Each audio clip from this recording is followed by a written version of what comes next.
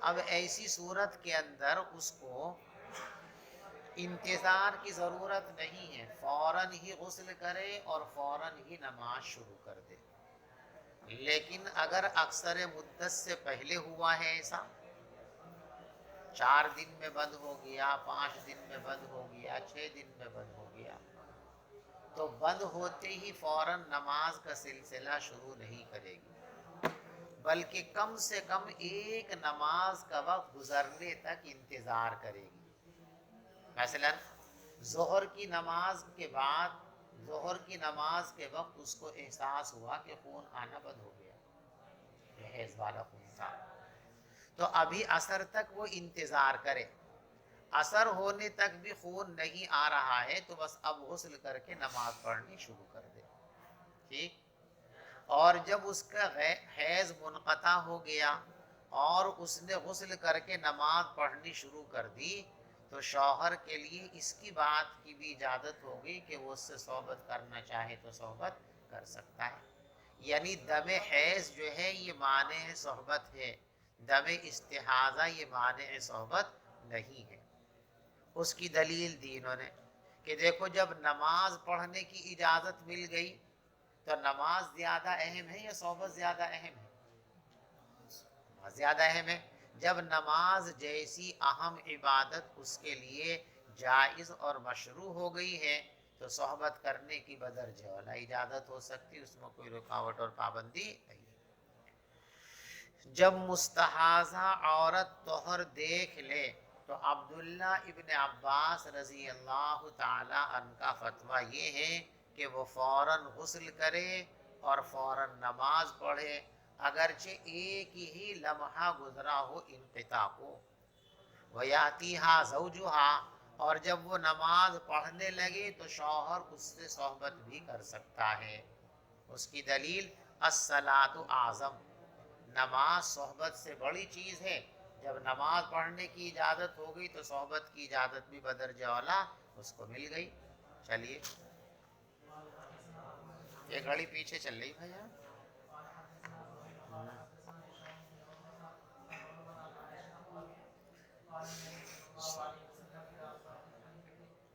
حیضتو فدعی الصلاۃ، امر کا صیغہ، فا عاطفہ ہے، دعی یہ امر کا صیغہ ہے واحد مؤنث حاضر کا۔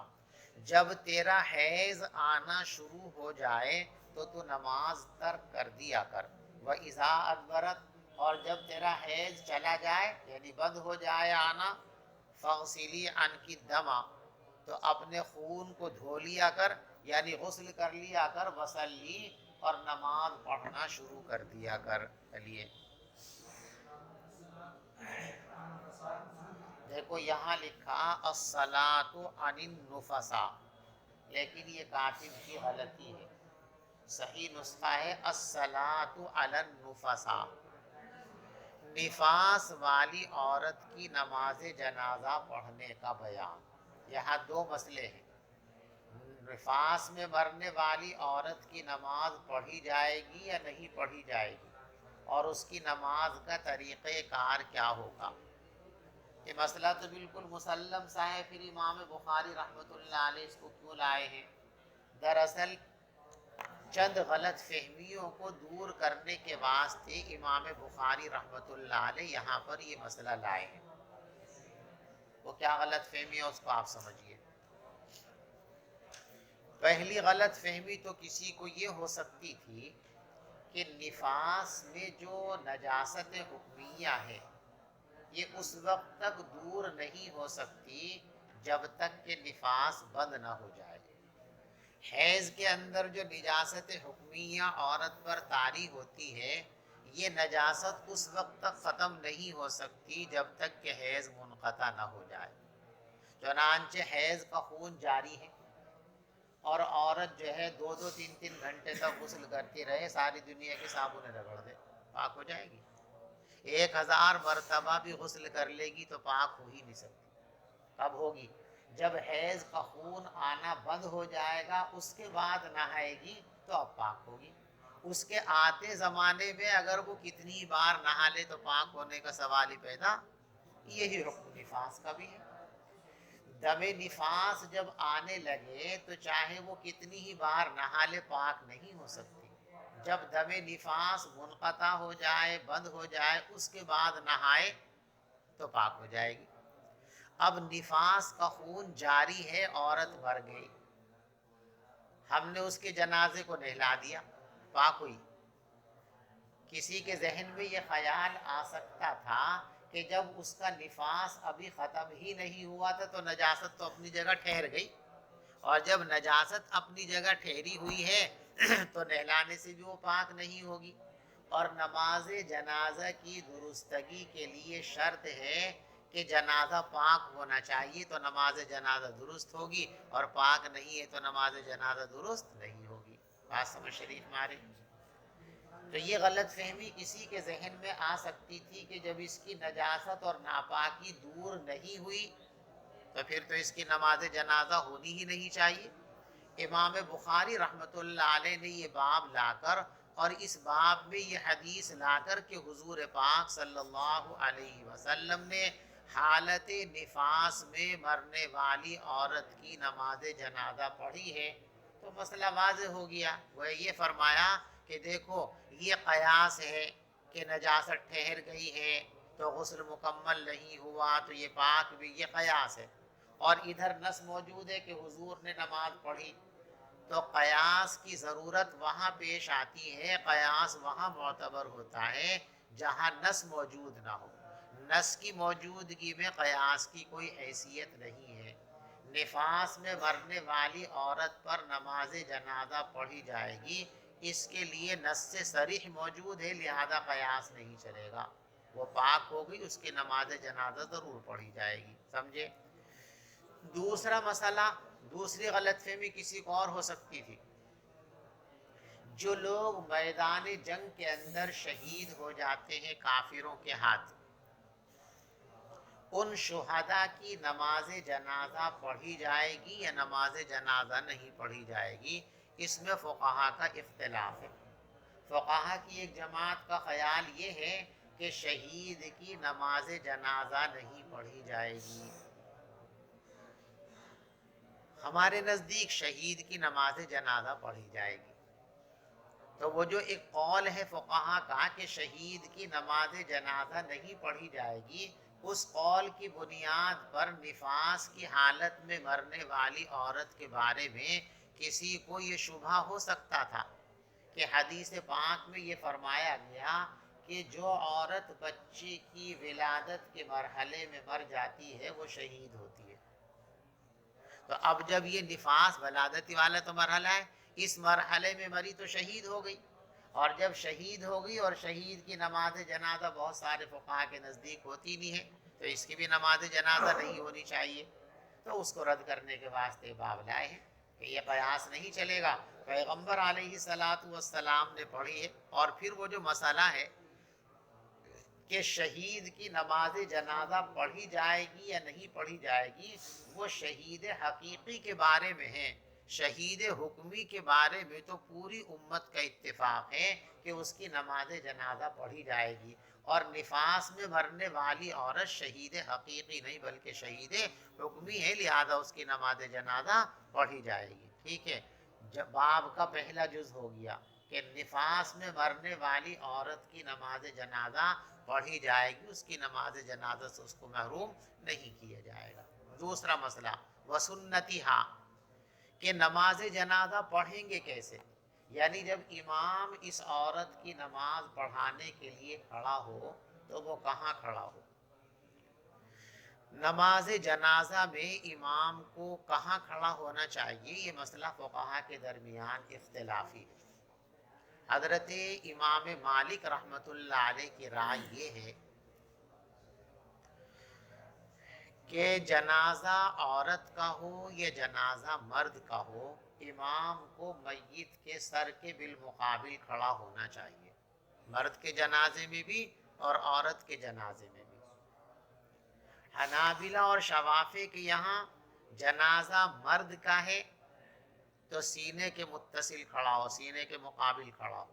میت رکھی ہوئی ہے، اس کا سینہ یہ ہے تو اس کے یہاں بالکل سیدھ میں کھڑا ہونا چاہیے. عورت کا جنازہ ہے تو وسط جنازہ میں اس کے جسم کا جو بیچ ہے وہاں اس کی سیدھ میں کھڑا ہو جائے. ہمارے نزدیک مرد کا جنازہ ہے تو سینے کے قریب کھڑا ہو، عورت کا جنازہ ہے تو وسط کے اندر کھڑا ہو. بات سمجھ میں آ گئی؟ لیکن یہ مسئلہ اس وقت اختلافی تھا جب جنازوں کے اوپر جو ہے، میت کے اوپر جو ہے پردہ نہیں ڈالا جاتا تھا. سادی چارپائی پہ جنازہ لٹایا جاتا تھا اور اس پر ایک چادر ڈال دی جاتی تھی جو کفن کے کپڑوں میں ہوتی تھی. اس چادر کو ڈالنے کے بعد بھی جنازے کی ہیئت، اس کے جسم کے خد و خال نظر آتے تھے. یہ ڈھکنے کا جو ہمارے یہاں سلسلہ چلا ہے کہ اب چارپائی کے طرف وہ باؤنڈری بنی ہوئی ہے، اس پہ کپڑا ڈال دیتے ہیں تو گیا کمرے میں لیٹ گئی، پتہ ہی نہیں چلتا کہ میت پتلی ہے یا موٹی ہے، اس کے جسم کا حصہ کچھ نظر ہی نہیں آتا. پہلے ایسا نہیں ہوتا تھا. یہ سلسلہ سب سے پہلے جو شروع ہوا ہے یہ عورتوں کے لیے حضرت فاطمہ سے شروع ہوا تھا. حضرت فاطمہ کی وفات کے بعد یہ سلسلہ شروع ہوا تھا وفات سے، کہ عورت کا جنازہ جب لے کر کے جائیں تو اس کو یوں ہی چارپائی پر لٹا کر نہ لے جائیں، بلکہ اس کی چارپائی پر کچھ لکڑیاں باندھ دیں، ایسے یوں گول پائپ جیسے گھما دیتے ہیں جھونپڑی ڈالنے کے لیے، اس کے اوپر کپڑا ڈال دیا جائے تاکہ جنازہ نظر نہ آئے.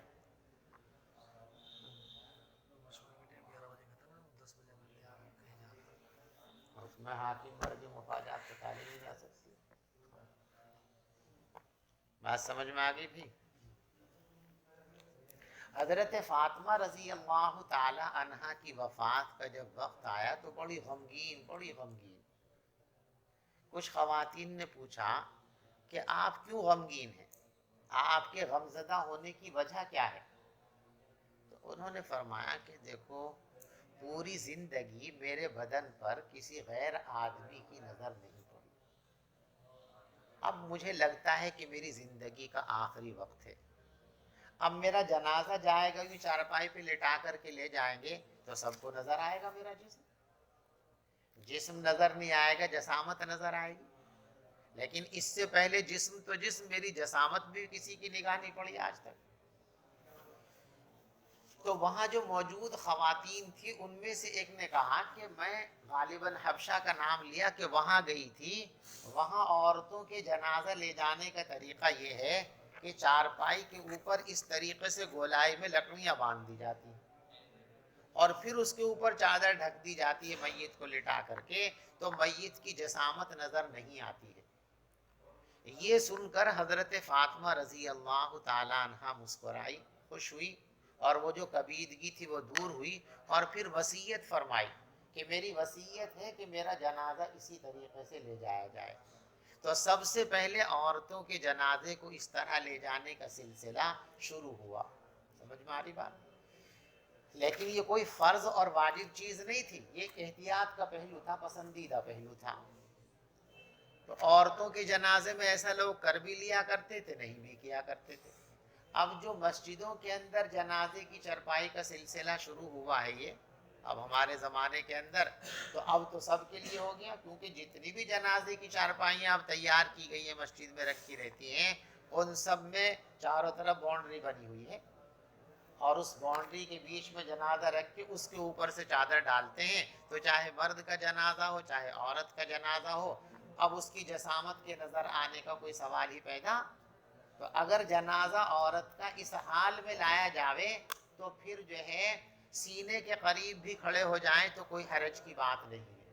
لیکن جنازہ اگر کھلا ہوا ہے، اس طرح باؤنڈری بنی ہوئی نہیں ہے، تو پھر ہمارا مسلک یہ ہے کہ مرد کے جنازے میں تو سینے کے مقابل کھڑا ہونا چاہیے اور عورت کے جنازے میں وسط جنازہ میں کھڑا ہونا چاہیے، اس لیے کہ سینے کے سامنے کھڑے ہونے میں بے پردگی کا احتمال ہے. وہ جو عورت کے سینے کا ابھار ہوتا ہے اس پر جنازہ پڑھانے والے کی نظر پڑے گی جو مناسب نہیں ہے، اس لیے ہٹ کر کے ادھر کھڑا ہو.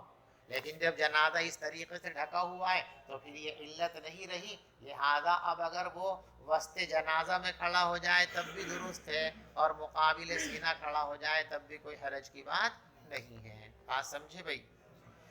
نفاس کی حالت میں مرنے والی عورت کی نماز جنازہ اور جنازے کی نماز پڑھنے کے طریقے کا بیان. چلو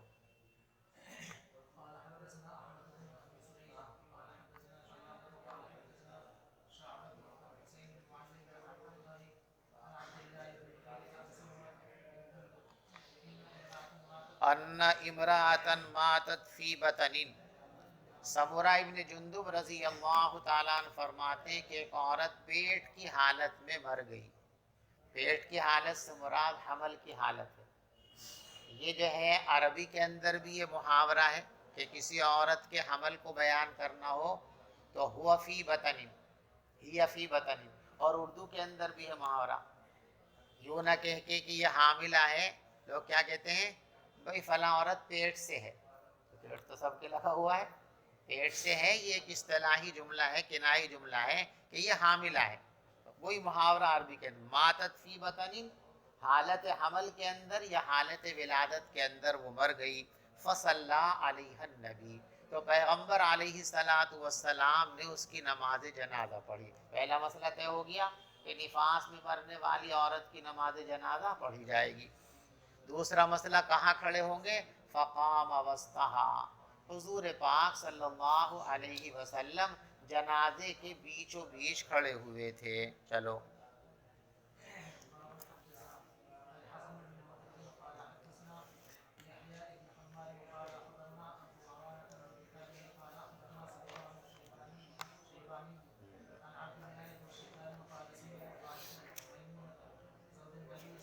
زوج النبی صلی اللہ علیہ وسلم انہا کانت تکون حائضا لا تصلی.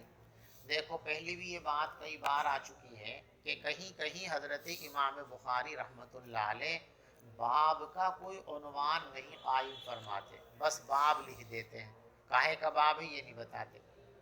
آپ کو بتا دیا کہ ایسا امام بخاری رحمۃ اللہ علیہ دو وجہ سے کرتے ہیں. کبھی تو یہ بتانے کے لیے کہ یہ باب مستقل باب نہیں ہے، بلکہ کالفصل من الباب السابق، پہلے ہی باب کا تتمہ ہے.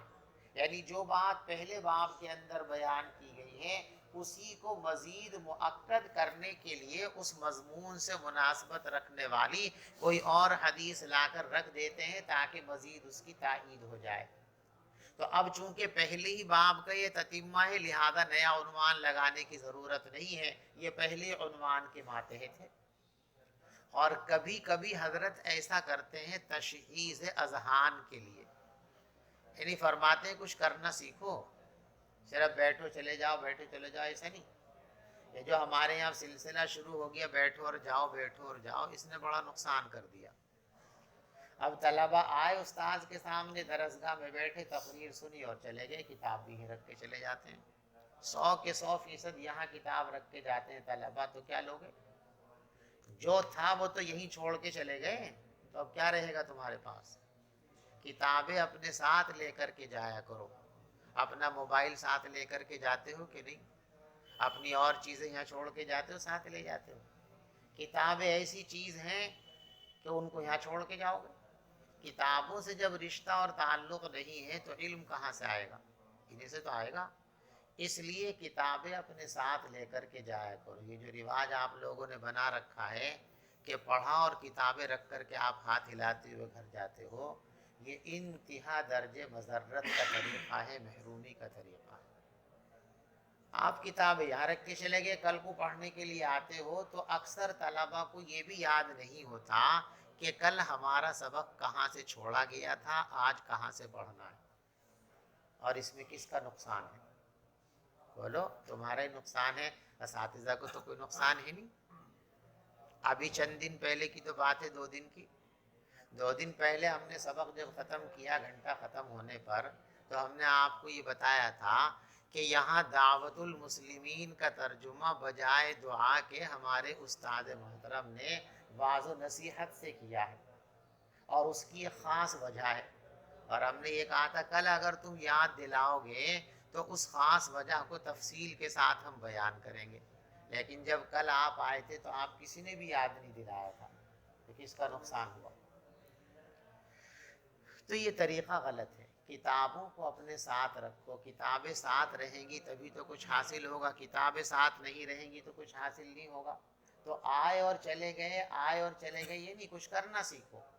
ہمارے استاد محترم حضرت مولانا معراج الحق صاحب رحمۃ اللہ علیہ, جو دارالعلوم دیوبند کے صدر المدرسین تھے, ہم نے ان سے ہدایہ ثالث پڑھی ہے اور ترمذی شریف جلد ثانی پڑھی. بہت بڑے عالم تھے, اللہ ان کے درجات کو بلند فرمائے, اور بڑی انتہائی جو ہے رعب و جلال کی مالک شخصیت, بہت ہی بڑے عالم دین تھے.